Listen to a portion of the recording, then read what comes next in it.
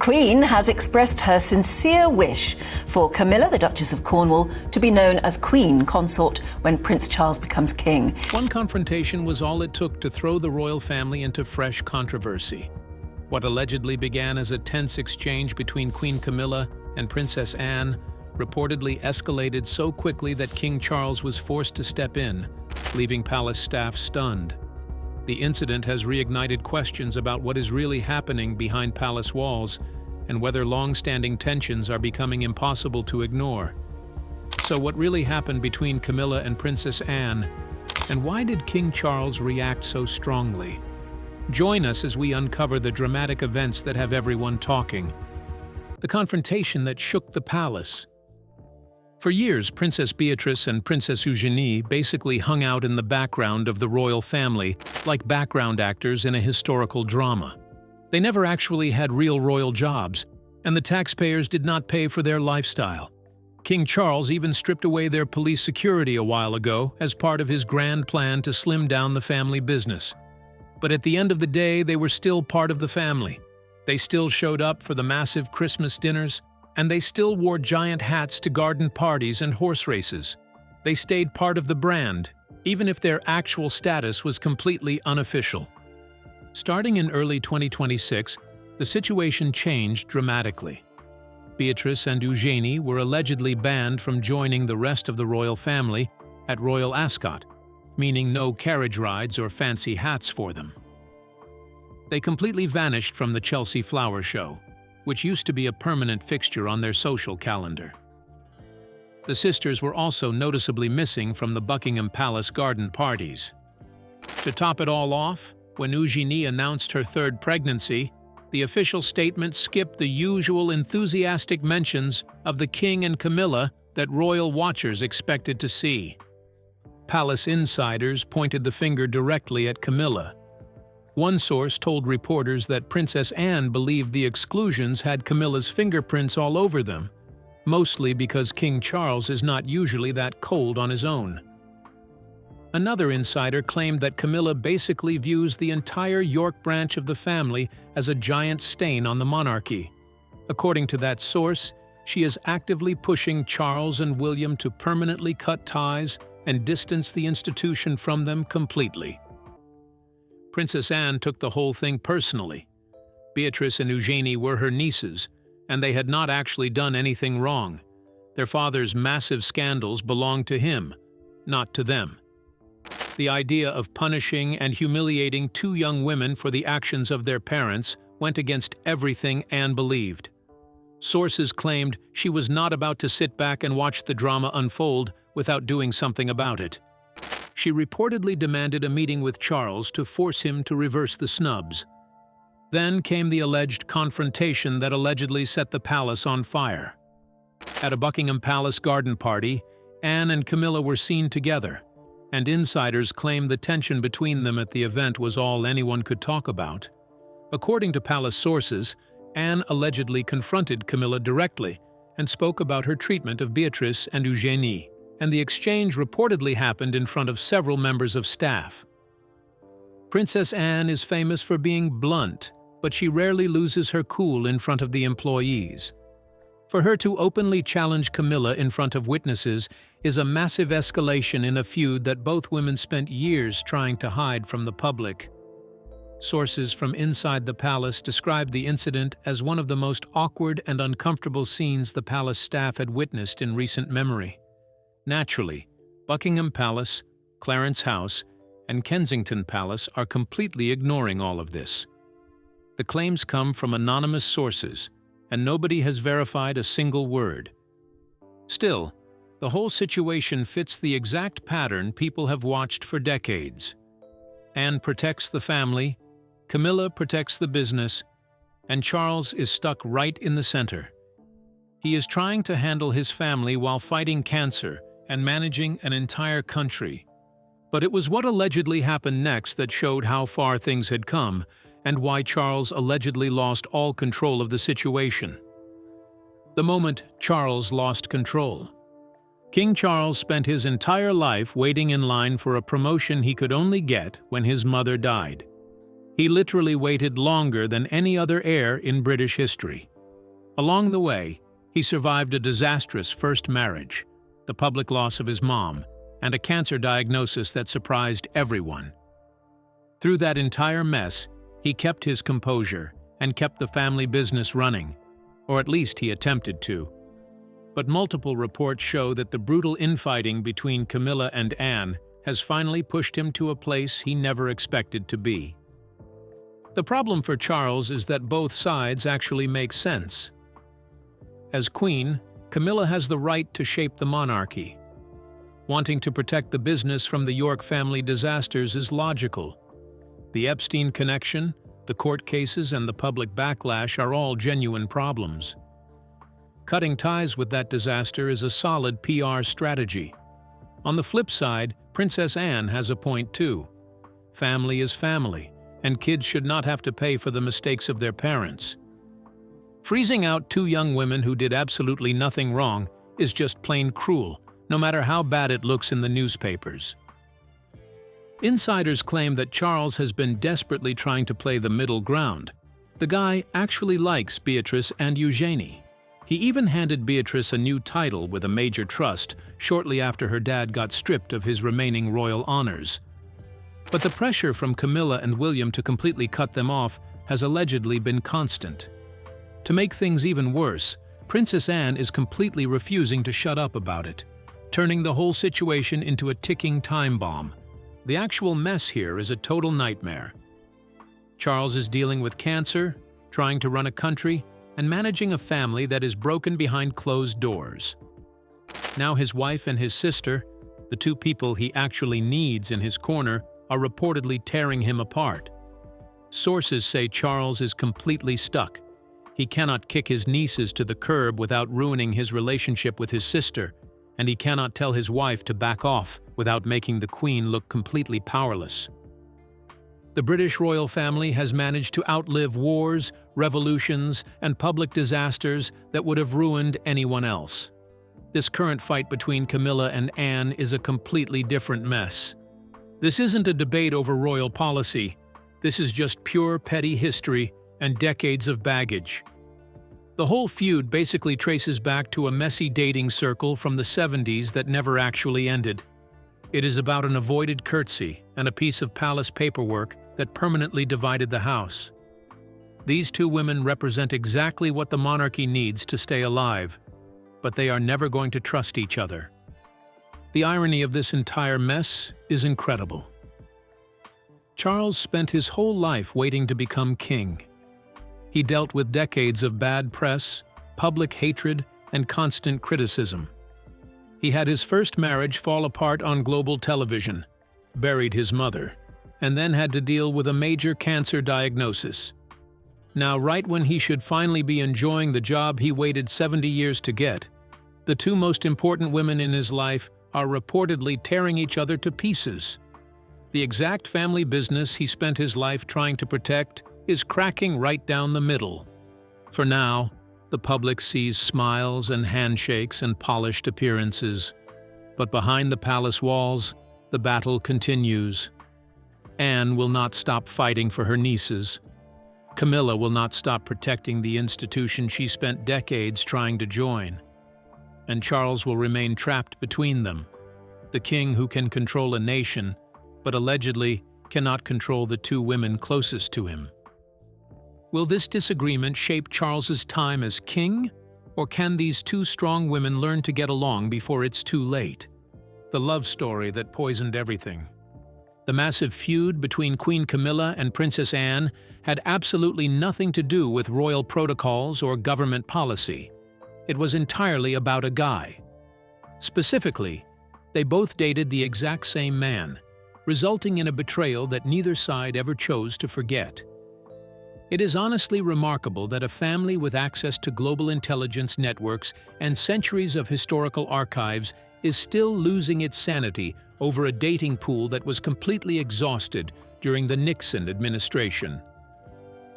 Back in the summer of 1970, a 19-year-old Princess Anne started dating a flashy British Army officer named Andrew Parker Bowles. He was smooth, confident, and heavily connected to the royal inner circle. His dad was literally best friends with the Queen Mother.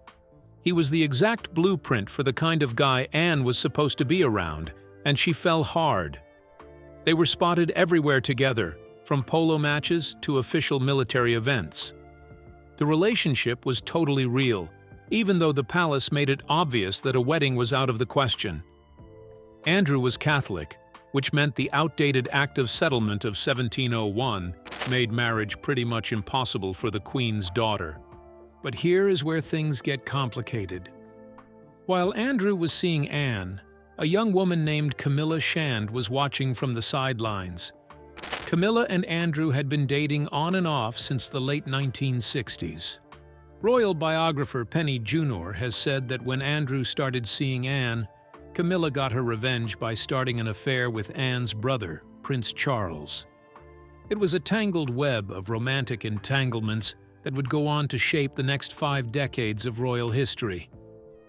Anne was completely devastated when Andrew dumped her in 1973 to marry Camilla.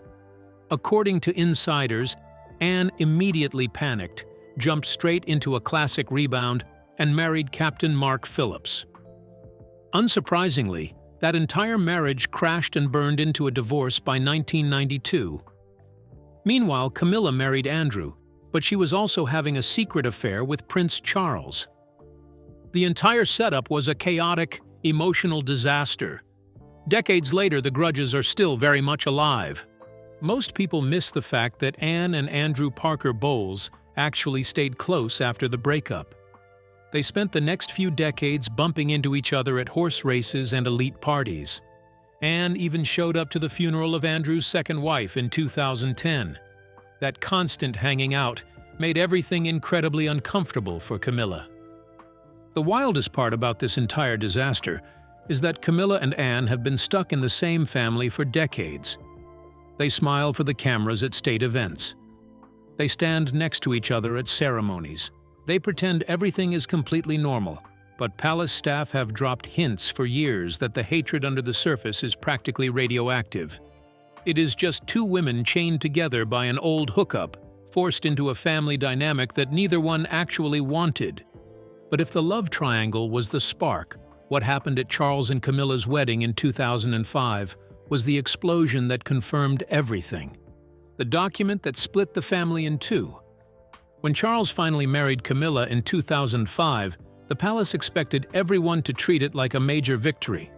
After decades of cheating scandals, public embarrassment, and the death of Princess Diana, Charles was finally locking down the woman he actually wanted. But inside the family inner circle, the vibe was completely dead. Queen Elizabeth skipped the civil ceremony entirely. Prince Philip looked like a hostage in the official photos.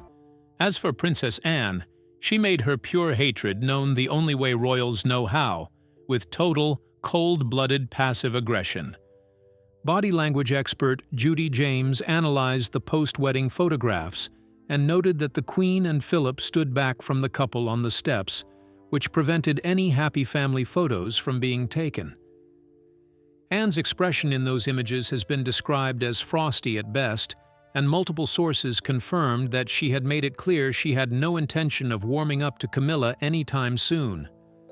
But it was what happened behind closed doors that truly shocked palace insiders.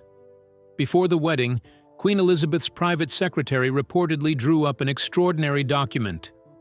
It was officially stated that Princess Anne would never be required to curtsy to Camilla. A former courtier told the press at the time that this was done at the request of Anne and Princess Alexandra, both of whom had given their adult lives to royal service, and saw no reason to bow to someone they considered deeply unpopular. That legal document was completely unprecedented. In the entire history of the modern monarchy, nobody had ever created a loophole like that. It sent a massive, undeniable message straight to Charles and Camilla. Anne respected her brother, and she loved him, but she absolutely refused to treat his wife as an equal, and she was done pretending. The fact that the Queen herself signed off on the whole arrangement made the burn even worse. For Camilla, the message was impossible to miss. She had spent years trying to win over the British public after the fallout from her affair with Charles and the painful end of his marriage to Diana. Now she was being told, in the most official way possible, that the king's own sister would never bow to her. That had to sting. And according to palace insiders, it did. The relationship between the two women remained icy for years after the wedding, with interactions limited to what was necessary. It is worth noting that Anne was just as ice-cold to Princess Diana back in the day. Royal commentators love to point out that Anne had zero time for Diana and found her constant media games incredibly annoying. Anne has always taken a completely old-school approach to the whole royal circus. Her entire philosophy is about showing up, doing the actual work, keeping your mouth shut, and never whining to the public for sympathy. To Anne, both Diana and Camilla represented the same fundamental problem. They were outsiders who dragged cheap, exhausting drama into an institution that Anne spent her entire life trying to run with quiet dignity. But then, something changed.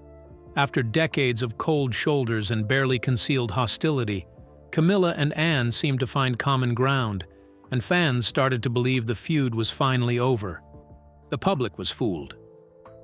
After the wedding, the public performance changed. Camilla and Anne started showing up together constantly.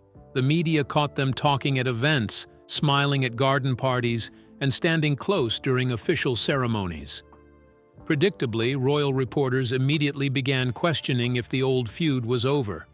Writers even started churning out articles claiming the two women were suddenly best friends. It is truly impressive how a few orchestrated smiles in front of a camera can convince the public that decades of mutual hatred just evaporated over a plate of party food. When Prince Philip died in April 2021, the whole family dynamic fast-tracked into a forced truce. Royal biographer Angela Levin wrote that the funeral basically forced everyone to huddle up. The new priority was keeping Queen Elizabeth stable while she mourned, meaning old grudges had to take a back seat. Levin pointed out that the vibe between Anne and Camilla got noticeably warmer right after the funeral. Then came the coronation of King Charles in May 2023, which brought Anne's most public display of forced friendliness. In a rare interview for a BBC documentary, Anne spoke about her sister-in-law with what looked like actual respect. She claimed that Camilla's understanding of the job and her support for the king had been absolutely outstanding, adding that even though the role was not a natural fit, Camilla was doing it really well. The public could not believe it. This was the same Princess Anne who previously flat-out refused to curtsy at the wedding and forced the palace to write a legal loophole just so she could avoid bowing. Suddenly, she was handing out praise on national television. A few months later, she doubled down in Tatler magazine, calling Camilla incredibly generous and understanding. On paper, it looked like a flawless, happy ending where two lifelong rivals finally buried the hatchet. But here is the thing about the royal family. The public image and the private reality are rarely the same thing. Experienced royal commentators know that the Windsors are world-class performers. They can smile through fury. They can laugh through resentment. They can say all the right words while feeling something completely different. And according to multiple palace insiders, that is exactly what was happening between Camilla and Anne. One palace insider gave a completely blunt description of how these two actually get along. They noted that Camilla and Anne are highly skilled at trading brutal insults while keeping fake smiles glued to their faces. The two women put on a massive show whenever the cameras are rolling, but everyone behind the scenes has known about their deep mutual hatred for decades. A 50-year grudge does not magically vanish just because someone said a few nice things in a television documentary. The resentment never actually goes away. It just waits for a better time to come out. And then came a moment at Westminster Abbey that ripped the curtain wide open and reminded the world that some royal wounds never truly heal. The curtsy that never came. On March 11, 2024, the royal family crowded into Westminster Abbey for the annual Commonwealth Day service. The entire spectacle was broadcast to millions of people globally. King Charles and Queen Camilla stood at the front, playing the role of the ultimate hosts as senior family members filed inside. Prince William leaned in for a performative kiss on Camilla's cheek. Kate Middleton dropped into a flawless curtsy. The Duke and Duchess of Edinburgh both delivered the mandatory bows and curtsies. On the surface, the entire operation was running exactly the way the palace handbook demanded. Then Princess Anne walked up. She planted a quick kiss on both of Camilla's cheeks and immediately walked away. She did not curtsy or bow, and the cameras caught the exact second it happened. People watching at home, I instantly noticed that Anne completely skipped the mandatory sign of respect that every single other royal had just pulled off. The clip ended up all over social media almost instantly. Social media absolutely blew up over the clip. People started tearing the footage apart frame by frame.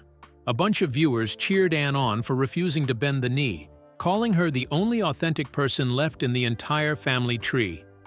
Others started arguing about the palace rulebook, questioning if a born princess is even legally required to curtsy to someone who married into the business 50 years later. Later that same year, in November 2024, the two women popped up together at the University of London for Foundation Day. Anne was serving as the Chancellor of the university, which meant she had to present Camilla with an honorary doctorate of literature. When they arrived, Camilla tried to play nice and invited Anne to enter the room ahead of her. That little move would have completely broken the official royal order of precedence.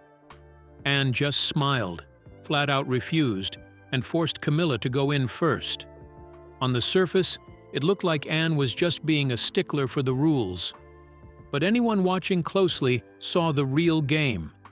Anne had absolutely zero interest in accepting fake favors or special treatment from Camilla.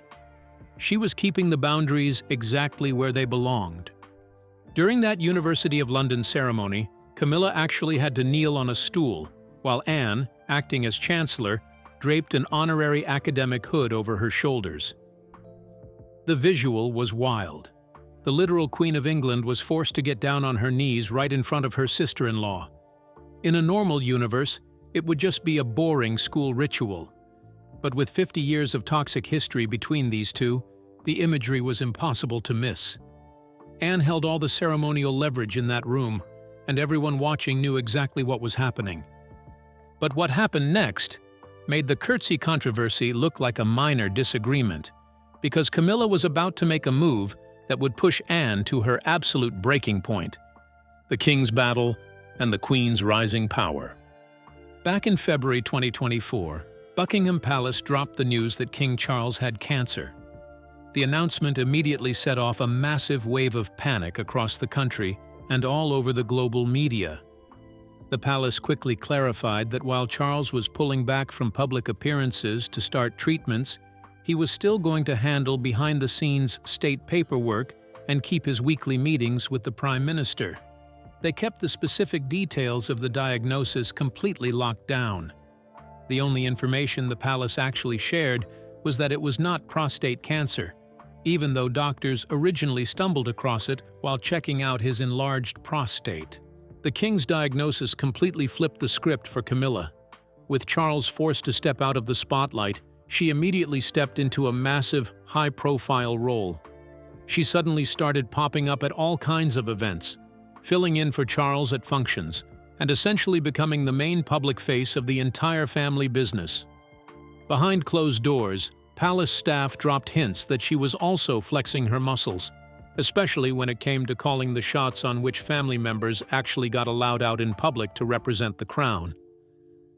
Princess Anne, meanwhile, was doing what she had always done. She was working. In 2023 and 2024, she was officially named the hardest-working royal, completing 433 and 457 engagements, respectively.